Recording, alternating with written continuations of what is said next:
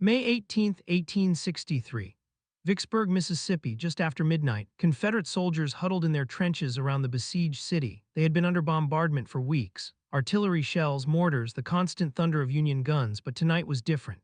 A strange whistling sound cut through the air, not the familiar shriek of a solid shot or explosive shell, something else. The shell exploded in the Confederate trenches, but instead of shrapnel, it released something worse.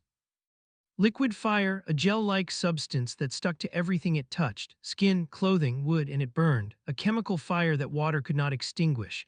That seemed to burn hotter when soldiers tried to douse it. Men screamed. They rolled on the ground trying to put out the flames. They tore off their burning clothes. Some dove into puddles of rainwater only to discover the burning substance floated on water, continuing to burn even as they submerged themselves. The smell was horrific. Burning chemicals, burning flesh, choking fumes that made it impossible to breathe. This was Greek fire. An ancient Byzantine weapon resurrected for modern warfare, a petroleum-based incendiary mixture delivered by artillery shell. It was the 19th century equivalent of napalm, and it was so terrible, so inhumane that Union forces largely stopped using it within months, not because international law banned it. The Geneva Convention would not exist until 1864 and would not address incendiary weapons for over a century, but because the soldiers who used it were horrified by what it did to human beings. This is the story of the Civil War's liquid fire weapons, the story of how both sides experimented with chemical and incendiary warfare, and the story of how some weapons are too terrible to use, even in the midst of total war. Welcome, friends. I am so glad you are here with me today. When we think about the Civil War, we think about rifles and cannons, about Gettysburg and Antietam, about conventional warfare fought with conventional weapons. But the Civil War was also a testing ground for horrific new technologies, submarines, land mines, poison gas proposals, and incendiary weapons that anticipated the napalm and white phosphorus of the 20th century. Greek fire was not actually Greek, and the original Byzantine formula had been lost for centuries. But Civil War chemists created new incendiary mixtures inspired by historical accounts, petroleum-based gels that stuck to surfaces and burned with chemical intensity, substances that could not be extinguished with water, weapons designed not just to kill but to terrorize. Today we are going to tell the story of these weapons, how they were developed, how they were used, and why they were largely abandoned despite being technically legal at the time. This is a dark story, a story about the limits of warfare, about the line between military necessity and inhumanity, about weapons that soldiers on both sides agreed were too terrible to use. If you want to understand the full scope of Civil War warfare, including the parts we do not usually talk about, I hope you will subscribe to our channel. Now, let us go back to the beginning, to ancient Byzantium and a weapon so feared it became legendary. Background: the original Greek fire. The original Greek fire, more properly called Roman fire or liquid fire, was invented around 670 AD by Callinicus of Heliopolis, a Greek-speaking refugee from Syria. The Byzantine Empire was under attack by Arab fleets. Constantinople itself was besieged. The Byzantines needed a weapon that could destroy wooden ships, and Callinicus gave it to them. Greek fire was a petroleum-based mixture. The exact formula was a closely guarded state secret. Men who knew how to make it were kept under guard. Anyone who tried to steal the recipe was executed. The substance had several remarkable properties. It burned intensely hot. It stuck to surfaces like gel. It could not be extinguished with water. In fact, water seemed to make it burn more intensely. It could only be smothered with sand or vinegar. Byzantine ships mounted siphons, essentially ancient flamethrowers, that could spray Greek fire onto enemy vessels. The burning liquid would stick to wood and sails, creating infernos that consumed entire ships. Greek fire saved Constantinople multiple times. Arab fleets were destroyed by it. The weapon became legendary, a terror weapon that made enemies fear Byzantine naval power, but eventually the formula was lost. By the late Middle Ages, no one knew how to make true Greek fire anymore. The secret died with the men who held it, until the 19th century when chemists tried to recreate it. The Civil War formula. During the Civil War, both Union and Confederate chemists experimented with incendiary weapons. They studied historical accounts of Greek fire. They tested various petroleum-based mixtures, and they created new formulations. The Civil War Greek fire was not identical to the Byzantine original, but it shared key characteristics: petroleum base, The mixture contained naphtha, a highly flammable liquid petroleum derivative. Some formulations also included benzene or kerosene. Thickening agents, sulfur, turpentine, and rosin were added to create a gel-like consistency. This made the substance stick to whatever it hit. Rapid ignition, the mixture was designed to ignite on impact or when exposed to air. Some formulations included phosphorus, which would spontaneously combust. Water resistance, the petroleum base made the substance float on water while continuing to burn. Toxic fumes, when burning, the mixture released choking, noxious fumes.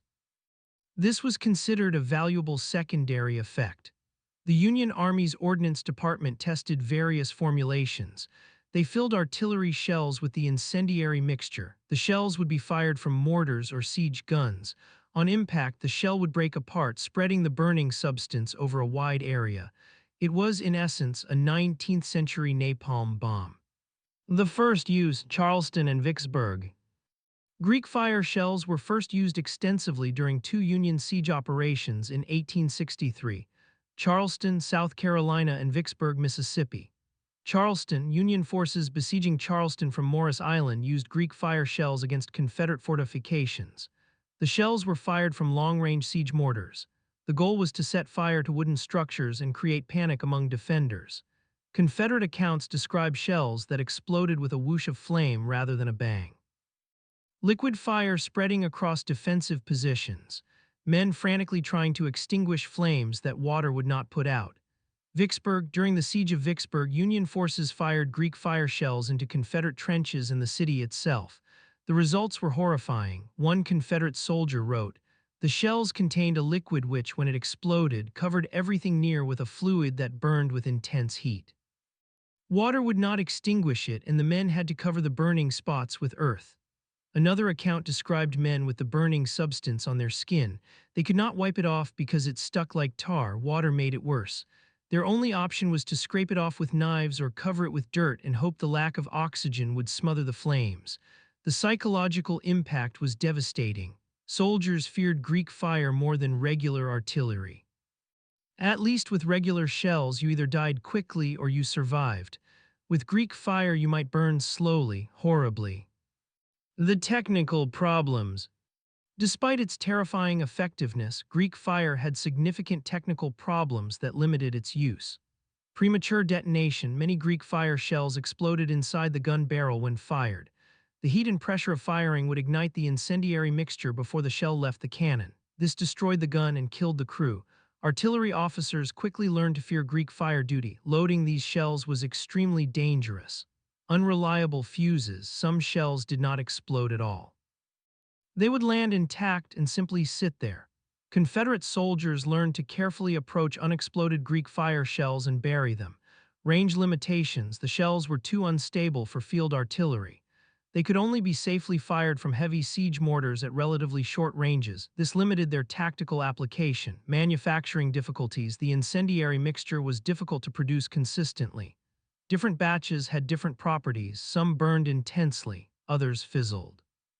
Quality control was nearly impossible with mid-19th century chemistry. Danger to friendly forces. Wind could blow the toxic fumes back toward Union positions. The burning substance could spread unpredictably. Several Union positions were accidentally set ablaze by their own Greek fire shells. The Confederate response. The Confederacy developed its own incendiary weapons, though they were used even less than Union Greek fire. Confederate chemists created several formulations, liquid fire shells similar to Union designs, filled with petroleum-based incendiary mixtures, poison gas shells, shells designed to release choking fumes when they exploded. One proposal called for shells filled with chlorine gas to be fired at Union trenches. This was never implemented. Incendiary torpedoes, underwater mines filled with Greek fire mixture. These would float just below the surface and ignite when struck by a ship's hull. There is also evidence of Confederate sabotage attempts using Greek fire. Confederate agents allegedly tried to burn Union cities by placing Greek fire devices in hotels and warehouses.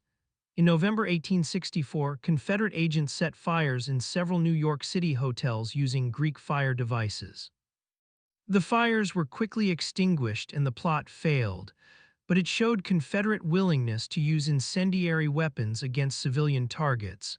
This crossed a line. Even in the midst of total war, deliberately burning civilians was seen as beyond acceptable warfare. The moral reckoning. By late 1863, Union use of Greek fire shells had largely stopped. Not because they were ineffective, they worked, they set fires, they terrorized defenders, they created casualties, but because soldiers and officers on both sides were uncomfortable with them. Union artillerymen did not want to fire them. The danger to gun crews was high, and the results, burning men screaming in agony, were disturbing even to hardened soldiers. Union commanders questioned their military value. Yes, they created panic, but they did not actually breach fortifications or force surrenders any faster than conventional artillery. And there was a growing sense that some weapons were simply too inhumane, that warfare had rules even if those rules were not yet written into international law. The First Geneva Convention was signed in August 1864, but it dealt only with treatment of wounded soldiers and medical personnel. It said nothing about weapons. The protocols restricting incendiary weapons would not come until 1980, over a century later, with Protocol III of the Convention on Certain Conventional Weapons. But even without formal laws, Civil War soldiers recognized that Greek fire crossed a line. Shooting a man with a rifle was war. Burning him alive with chemical fire that he could not extinguish was something else, something worse. The long-term impact. The abandonment of Greek fire during the Civil War did not stop the development of incendiary weapons. World War I saw extensive use of flamethrowers, soldiers carrying tanks of flammable liquid and projecting streams of fire into trenches and bunkers. World War II saw the development of napalm, a gel made from petroleum and aluminum salts, exactly the same principle as Greek fire, a sticky, burning substance that water cannot extinguish. Napalm was used extensively in World War II, Korea, and Vietnam, dropped from aircraft in bombs, used in flamethrowers, creating firestorms that consumed entire areas. The images from Vietnam, children running from napalm strikes, their skin burning, finally created the international will to restrict incendiary weapons. Protocol III, adopted in 1980, prohibits using incendiary weapons against civilians and restricts their use against military targets in civilian areas. But the protocol is weak. Many weapons, white phosphorus thermobaric bombs, are not classified as incendiary weapons even though they create similar effects. And enforcement is limited. Incendiary weapons have been used in conflicts since 1980, in Chechnya, in Syria, in Ukraine.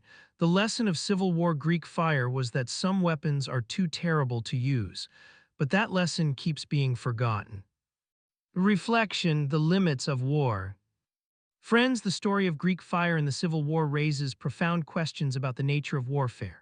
War is killing, that is its essence. Soldiers kill enemy soldiers. That is what they are trained and ordered to do, but even within that terrible reality, there are limits, or there should be. Shooting an enemy soldier is one thing, burning him alive with a substance he cannot extinguish is another. Both result in death, but one feels like murder, like torture. Civil War soldiers understood this. They stopped using Greek fire not because it was illegal. It was not, but because it was wrong. That moral instinct deserves recognition. In the midst of a war that killed 600,000 people, soldiers on both sides said, no, this weapon is too much, this crosses the line. They did not have international law to guide them. They did not have the Geneva Conventions. They just had their own sense of what was acceptable in warfare. And they chose not to burn each other alive with chemical fire. That choice matters. It shows that even in the worst circumstances, humans can recognize limits, can say this far and no further. We need to remember that, because the technologies of warfare keep advancing: autonomous weapons, directed energy weapons, biological agents.